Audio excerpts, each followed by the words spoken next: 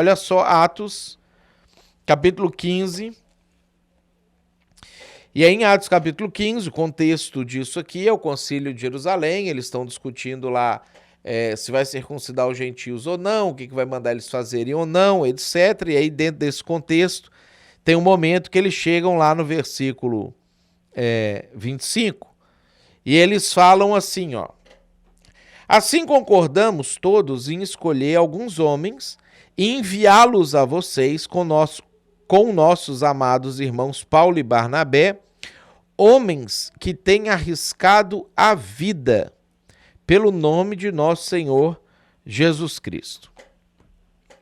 O que esse texto ele está mostrando para nós aqui? O líder, ele tem que ser uma pessoa que arrisca. O que às vezes trava a gente de desenvolver a liderança? O conservadorismo excessivo. Você começa a pensar, mas se eu me arriscar a ter essa reunião e tocar nesse assunto sensível, talvez as pessoas vão implicar comigo, eu posso perder gente, isso pode me causar um tumulto na igreja. Ou se eu me arriscar a dar esse passo, talvez eu não vou ter dinheiro suficiente para poder arcar com os custos disso. Então, vou ficar conservador, tenho dinheiro, estou garantido aqui. Ou se eu der esse passo aqui, eu posso arriscar o meu ministério, a minha reputação no meio das pessoas, porque se der errado, as pessoas vão me chamar de fraco ou de fracassado, ou não vão mais querer me seguir mais. Esses dias eu estava conversando com uma pessoa num contexto de que ela não estava engajada, vamos dizer assim, o suficiente na igreja. Ela estava fazendo corpo mole para algumas coisas e ela tinha essa coisa de que assim, se acontecer isso aqui eu não vou, acontecer isso aqui eu tiro o corpo. E aí eu estava comentando com ela, você imagina comigo que o padrão da igreja na história e hoje são de pessoas que, cara, se você for para a igreja, se for num culto num domingo, você está arriscando perder a vida. Então todos esses caras aqui, era isso que eles arriscavam quando eles se reuniam em algum lugar, iam frequentar um culto, participar de um culto, e isso ainda é realidade em boa parte do planeta Terra, né? A maioria dos cristãos hoje vivem em situação de perseguição, eles não vivem em situação de liberdade como nós vivemos aqui no Brasil. Então, o cara, ele não mata culto, e nós estamos falando só de matar um culto, mesmo que a vida dele está em risco. Nós matamos culto porque choveu, porque hoje ficou difícil, porque lá na igreja uma pessoa virou a cara para mim, tá de birra comigo e eu tô me sentindo mal de estar lá. Porque o meu carro furou o pneu, o Uber tá caro. Porque não sei o quê. Então você imagina a distância que a gente tá ficando das pessoas que fizeram a igreja acontecer e fazem a igreja acontecer. Então, quando a gente traz isso para a perspectiva do risco, e aí essa é uma pergunta que eu queria que você pensasse sobre ela. Se você quiser daqui a pouco compartilhar também, você pode ficar à vontade. O que você está efetivamente arriscando hoje quando você decide que você vai dar um passo a mais na sua liderança? Então, às vezes eu estou arriscando não ter lazer no fim de semana. Às vezes eu estou arriscando não trocar de carro. Às vezes eu estou arriscando alguém falar mal de mim, alguém me criticar, alguém... tipo assim, está vendo a desproporção do que a gente arrisca hoje? E às vezes a gente não arrisca comparado com isso aqui, porque aqui, volta lá no versículo 26. Homens que têm arriscado a vida. Então, o líder, ele não pode de jeito nenhum adotar a postura de que um ministério de manutenção é ok. Que se eu viver esse ano e não implementar nada que avance, tá tudo bem, porque eu não perdi ninguém.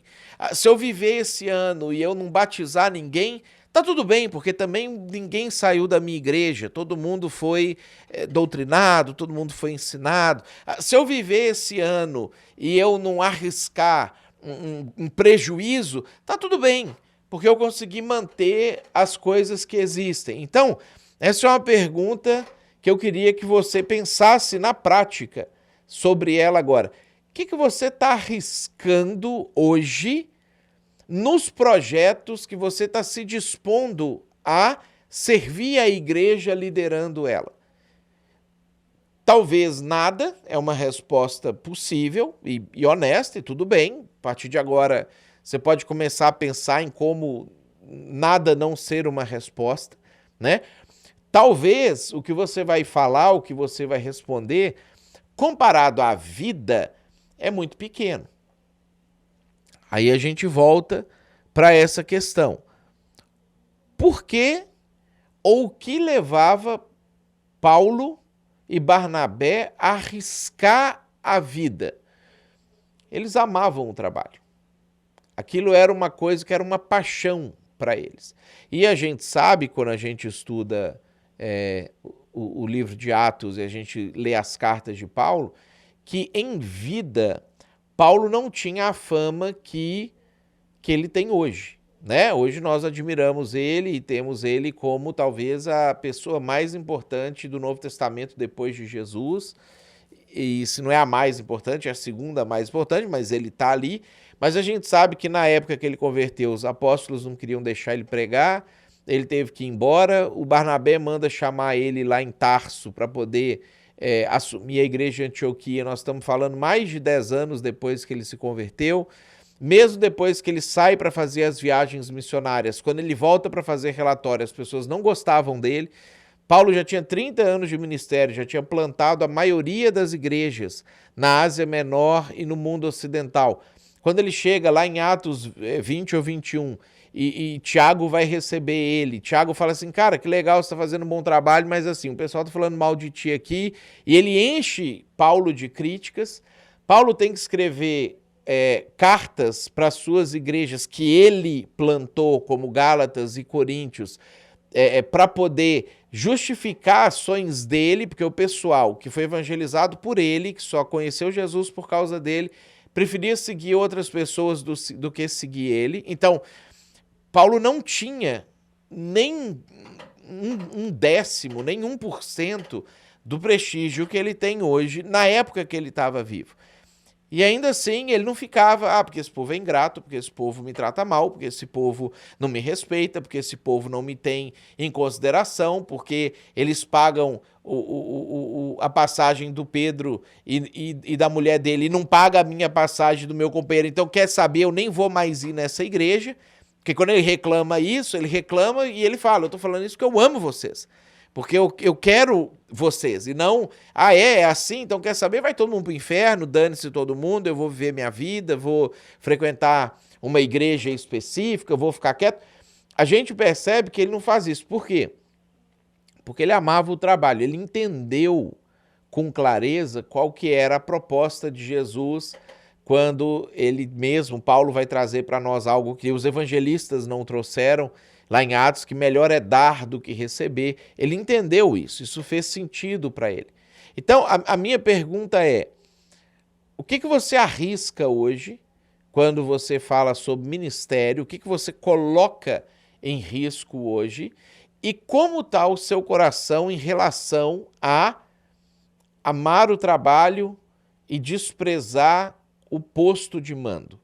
O quanto isso é realidade, o quanto isso de fato é concreto, ou quanto disso você às vezes percebe que atrapalha a sua espiritualidade, sua caminhada com Deus, o seu serviço propriamente dito, que você começa a dizer, isso eu faço, isso eu não faço, aqui eu vou, aqui eu não vou, a posição que eu ocupo, eu tenho que ter gente para fazer isso, não é possível que eu vou ter que ir lá e fazer isso. Então, como que isso funciona para você? Então, para fechar, e aí vou passar para o Tiago ali para ele poder mediar a conversa. Eu separei aqui 8 declarações daquele livro do Carlito Paes, Igrejas que Prevalecem, que ele vai falar sobre uma posição de liderança. Ele faz 8 afirmações aqui, e aí estamos falando da teologia propriamente dita dele, tem gente que concorda, tem gente que não concorda, e é tranquilo. Estamos falando das afirmações sobre liderança. Ele diz assim, Você sempre será criticado quando você se tornar esse líder. Você sempre será criticado. Você terá problemas tão grandes que só oração vai resolver. Você vai errar. Se você sonhar certo, você vai fracassar a não ser que Deus intervenha. Outros levarão crédito pelo seu trabalho. Espere por oposição, resistência, crítica e maledicência. Pessoas de sua confiança irão deixá-lo e alguns que ficarem serão indiferentes ou apáticos àquilo que você está fazendo. Quando a gente lê isso, se você lidera há algum tempo, você sabe que muito disso aqui é verdade, se não tudo, dependendo de como o seu ministério avançou. O que faz você continuar tendo aquela paixão, você não falar assim, não, primeiro amor é uma coisa para novo convertido, não, isso é uma coisa para a vida inteira e eu preciso ter isso a vida inteira e se eu perdi eu tenho que recuperar isso. Como que você lida quando essas coisas se abatem sobre você, na sua liderança, no seu ministério e como que isso mexe com o seu coração?